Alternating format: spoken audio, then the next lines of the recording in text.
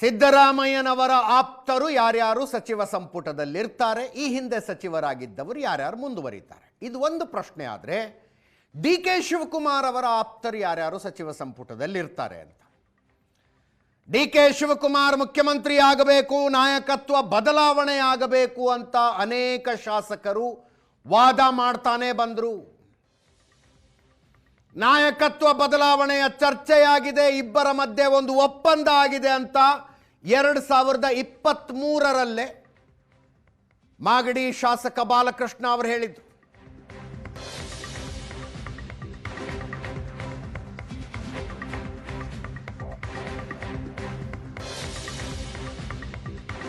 ಆ ಒಪ್ಪಂದದ ಪ್ರಕಾರ ಅಧಿಕಾರ ಹಸ್ತಾಂತರವಾಗಬೇಕು ಅಂತ ವಾದ ಮಾಡ್ತಾ ಬಂದ್ರು.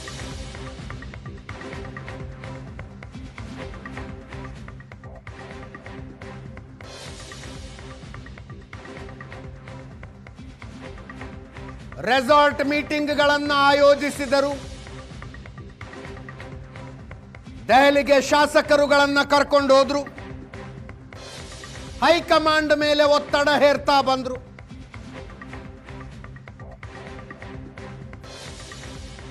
ಈಗ ನಾಯಕತ್ವ ಬದಲಾವಣೆಯಾಗಿದೆ. ಹಾಗಾದ್ರೆ ಡಿ ಕೆ ಶಿವಕುಮಾರ್ ಅವರ ಆಪ್ತ ವಲಯದ ಒಂದಿಬ್ಬರಿಗಾದ್ರೂ ಸಚಿವ ಸ್ಥಾನ ಸಿಗುತ್ತಾ?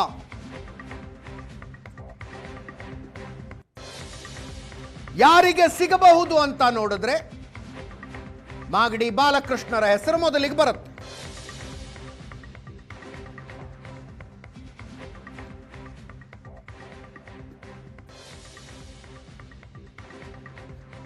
ಆರಂಭದಿಂದಲೂ ಡಿ ಕೆ ಶಿವಕುಮಾರರ ಪರವಾಗಿ ಬ್ಯಾಟಿಂಗ್ ಮಾಡ್ತಾ ಬಂದ, ಬೇರೆ ಬೇರೆ ಶಾಸಕರುಗಳನ್ನು ಒಂದುಗೂಡಿಸಿದ ಮಾಗಡಿ ಬಾಲಕೃಷ್ಣ ಮೊದಲ ಹಂತದಲ್ಲ ಆದರೂ ಎರಡನೆಯ ಹಂತದಲ್ಲಿ ಸಚಿವರಾಗ್ತಾರೆ ಅನ್ನುವ ಚರ್ಚೆಗಳಿದೆ.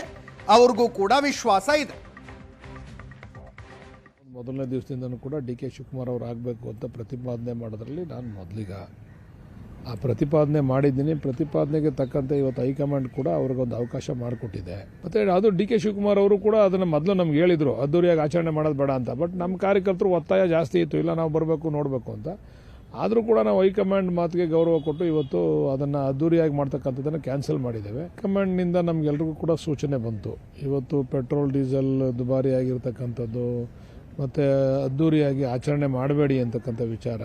ಮತ್ತು ಅದು ಡಿ ಕೆ ಶಿವಕುಮಾರ್ ಅವರು ಕೂಡ ಅದನ್ನು ಮೊದಲು ನಮ್ಗೆ ಹೇಳಿದರು, ಅದ್ದೂರಿಯಾಗಿ ಆಚರಣೆ ಮಾಡೋದು ಬೇಡ ಅಂತ. ಬಟ್ ನಮ್ಮ ಕಾರ್ಯಕರ್ತರು ಒತ್ತಾಯ ಜಾಸ್ತಿ ಇತ್ತು, ಇಲ್ಲ ನಾವು ಬರಬೇಕು ನೋಡಬೇಕು ಅಂತ.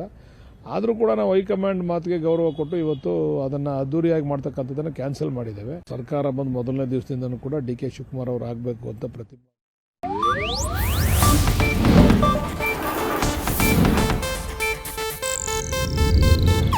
ಇದು ಏಷ್ಯಾನೆಟ್ ನ್ಯೂಸ್ ನೆಟ್ವರ್ಕ್ ಪ್ರಸ್ತುತಿ.